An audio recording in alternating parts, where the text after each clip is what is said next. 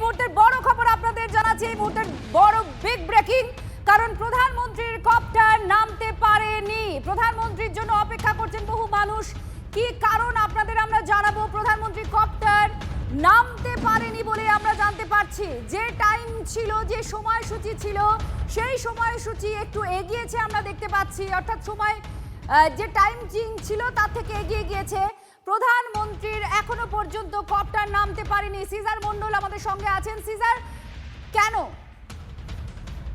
দেখো, প্রাথমিকভাবে যেটা জানা যাচ্ছে, ঘন কুয়াশার কারণে ভিজিবিলিটি বা দৃশ্যমানতা কম থাকার জন্য প্রধানমন্ত্রীর যে কপ্টার, সেই কপ্টার নামতে পারেনি তাহিরপুরের নির্দিষ্ট যে হেলিপ্যাড সেখানে, এবং সেই দৃশ্যমানতা কম থাকার জন্যই সেই ঝুঁকি না নিয়ে কপ্টার ফিরে আসছে কলকাতায়। এবং কলকাতায় আসার পরই স্পষ্ট হবে যে তিনি সড়ক পথে তাহিরপুরের উদ্দেশ্যে রওনা দেবেন কিনা, না কলকাতা থেকেই ভার্চুয়ালি এই বৈঠকে তিনি অংশগ্রহণ করবেন।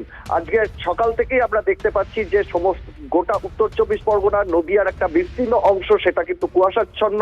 আজকে সকালে ট্রেন দুর্ঘটনাতেও ট্রেনে সেই দৃশ্যমানতার কারণে 3 জন মৃত্যু হয়েছে যারা এই মোদির সভায় যাচ্ছিলেন। সেই দৃশ্যমানতার সমস্যার কারণেই কিন্তু আজকে প্রধানমন্ত্রী কপ্টার নামতে পারলো না, এটাই প্রাথমিকভাবে জানা যাচ্ছে, এবং সেই কপ্টার কলকাতার দিকে ফিরে আসছে। ধন্যবাদ। আমাদের চিফ রিপোর্টার জানাচ্ছিলেন দমদম বিমানবন্দরের দিকে ফিরে আসছে প্রধানমন্ত্রী কপ্টার, কারণ ঘন কুয়াশার জন্য রানাঘাটে হেলিপ্যাড গ্রাউন্ডে নামতে পারেনি প্রধানমন্ত্রীর কপ্টার।